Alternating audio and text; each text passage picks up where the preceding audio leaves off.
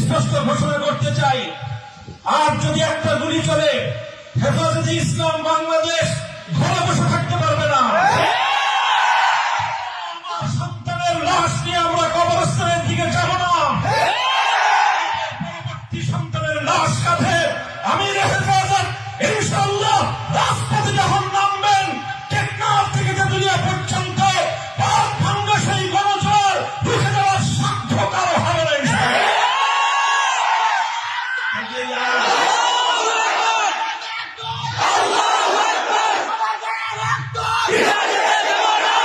আলহামদুলিল্লাহ রাব্বিল আলামিন والصلاه والسلام على سيد المرسلين وعلى آله وأصحابه أجمعين أما بعد أعوذ بالله من الشيطان الرجيم لقد أرسلنا رسلنا بالبينات وأنزلنا معهم الكتاب والميزان ليقوم الناس بالقسط দুনিয়াতে আল্লাহর কোরআন এসেছে, দুনিয়াতে হযরত মুহাম্মদুর রাসূলুল্লাহ সাল্লাল্লাহু আলাইহি ওয়াসাল্লাম এসেছেন, সমস্ত নবীগণকে আল্লাহ পাঠিয়েছেন মৌলিক একটা উদ্দেশ্যে, পৃথিবী বৈষম্যহীন এক সমাজ গড়তে।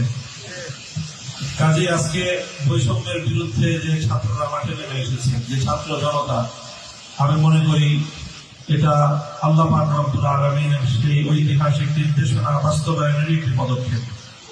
যখন আমাদের জাতি দীর্ঘ বৈষম্যের জাতাকলে পিষ্ট হয়ে প্রতিটি ঘরে ঘরে বোবা কান্নায় গোটা দেশ এবং একেবারে একটা কঠিন গঙ্গানির শব্দ প্রতিটি ঘর থেকে আসছিল, সেই সময়ে যখন কেউ কথা বলার সাহস পাচ্ছিল না, সেই সময়ে ছিল তরুণ ছাত্র জনতা, তারা জেগে উঠেছে বৈষম্যের বিরুদ্ধে।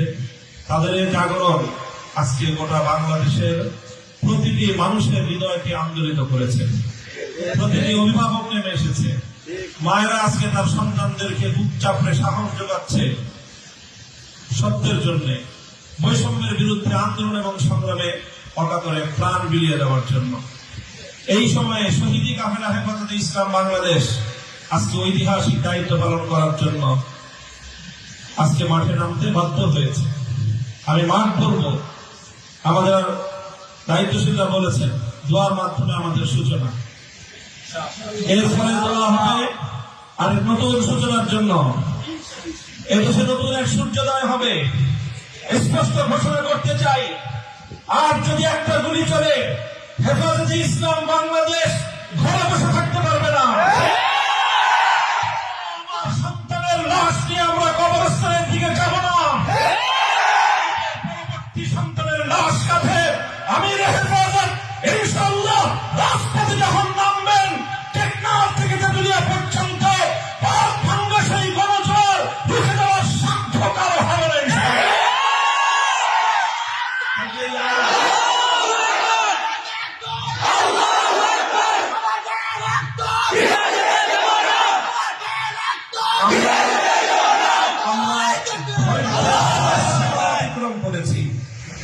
পরিস্থিতি এভাবে যদি চলতে থাকে, আর যদি আমাদের দেশের জনগণের নিরাপত্তার দায়িত্বে নিয়োজিত আইন শৃঙ্খলা রক্ষাকারী বাহিনী বুলেট যদি আর বন্দুকের নল থেকে আরেকটি বুলেট ছুড়ে, তাহলে বাংলাদেশের পরবর্তী গণ অভ্যুত্থান অবশ্যম্ভাবী হবে।